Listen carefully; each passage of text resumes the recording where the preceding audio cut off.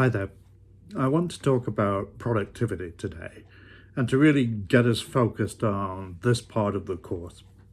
So, first of all, some definitions. Productivity, very simply, is a division between outputs measured in dollars and the amount of time in hours it took to produce that output. So if I can get $500 for 2 hours of work, my productivity is $250 an hour. Very simple. But actually, it's a bit more complicated. So we tend to talk a lot more in this kind of work about multi-factor productivity. What on earth is that? Well, the output is the same. It's still, what can I get for this work that I've done? But I now just don't look at my time. I look at my editor's time, my executive assistant's time, the cost of all this capital and the infrastructure it takes to get there, the use of energy and technologies and so on.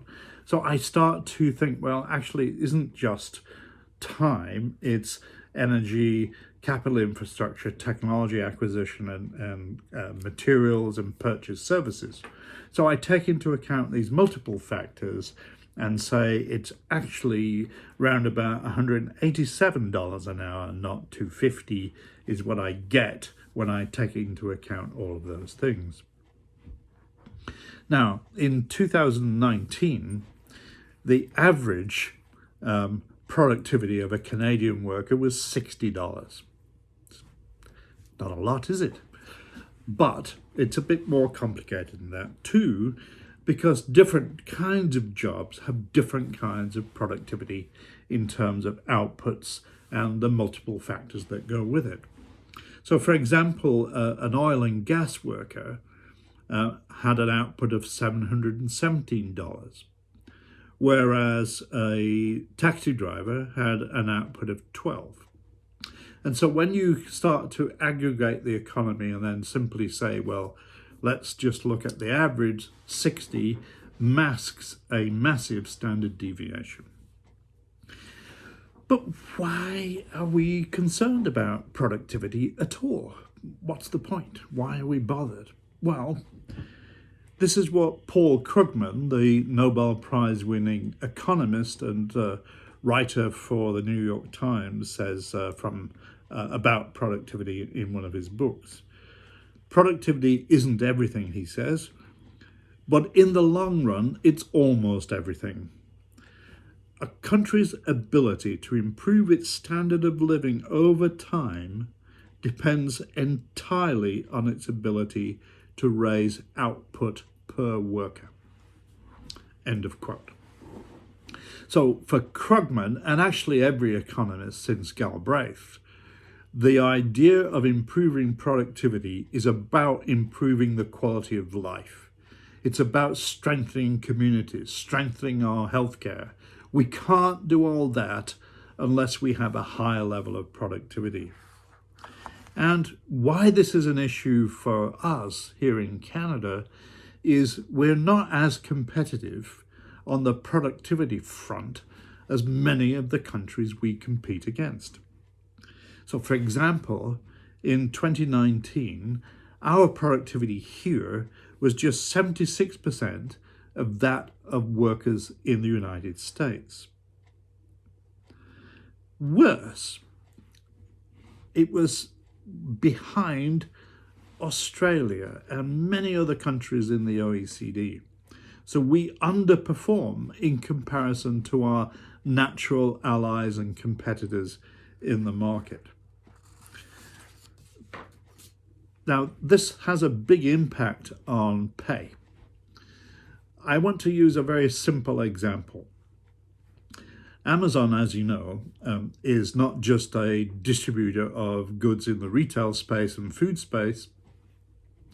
It also is a provider of Amazon Web Services, cloud services, to organizations. Indeed, Athabasca University was the first university in North America to be 100% cloud-based using Amazon Web Services. So they pay good wages to people working in the tech sector, in the web space.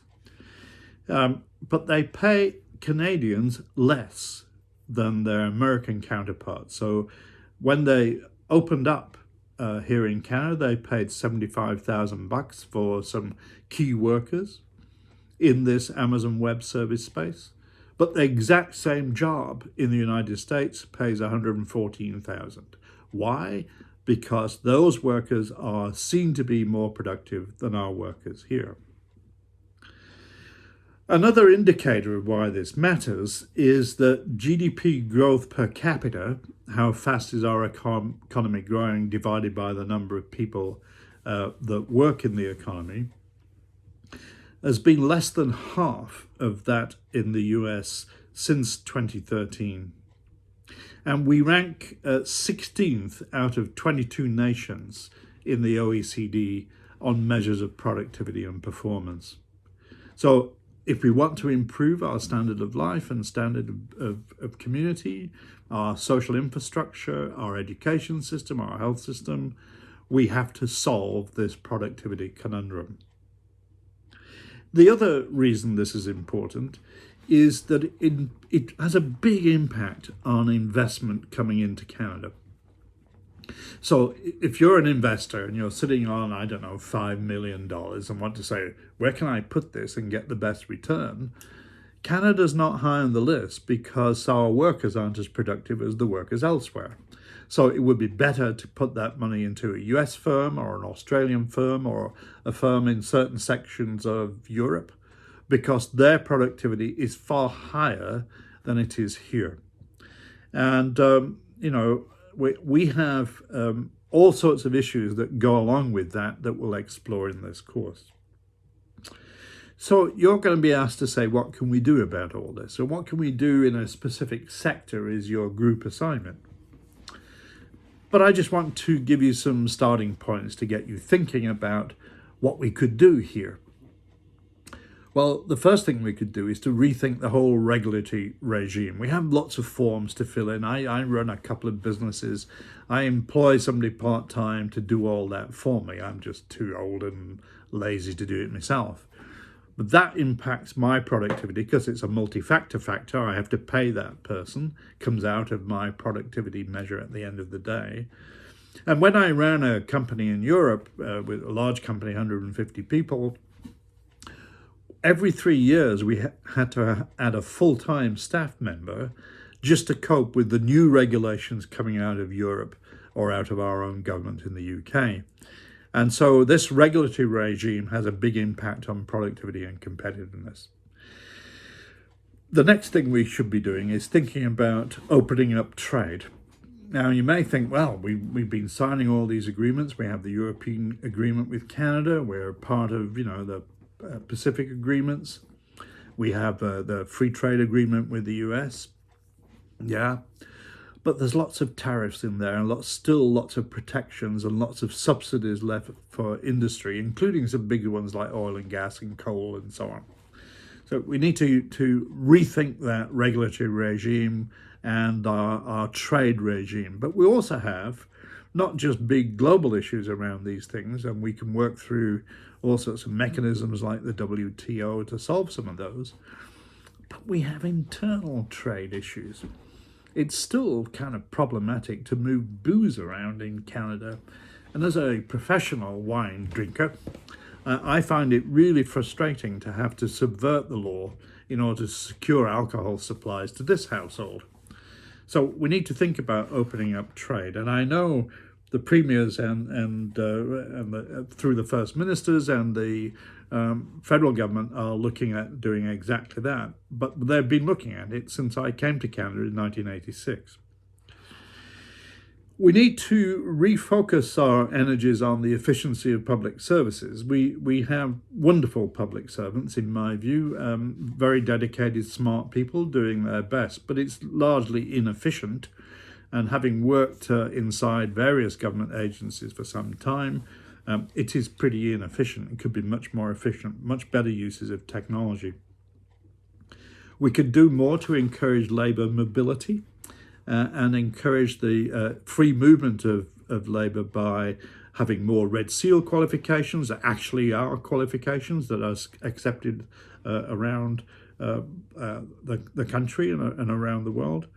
We could do a lot more to reduce the complexity of taxation. I had a chat with our accountant the other day. There are 128 separate schemes I could be using to support various aspects of my business. And there are 9 tax credits that we're eligible for as a tech company. Why? Why is it so complicated? It's not great. 120 odd pieces of things. I mean, it's ridiculous. We don't have a national productivity engine, a kind of productivity council driving some of these issues, which most developed nations do have. And the next thing is around the whole notion of improving our innovation ecosystem. Now, there's a separate video coming on innovation and another one on competitiveness, but I'll just make the point here that innovation isn't simply about new products or new services. It's also about improving business process and business process redesign. In fact, my colleagues at IBM and the old Xerox as was, did a huge amount of work showing that business process reengineering was a major source of innovation and a huge gain in productivity if you did it right. So that's why we're looking at productivity. That's why it matters. Thank you. Enjoy this week's work.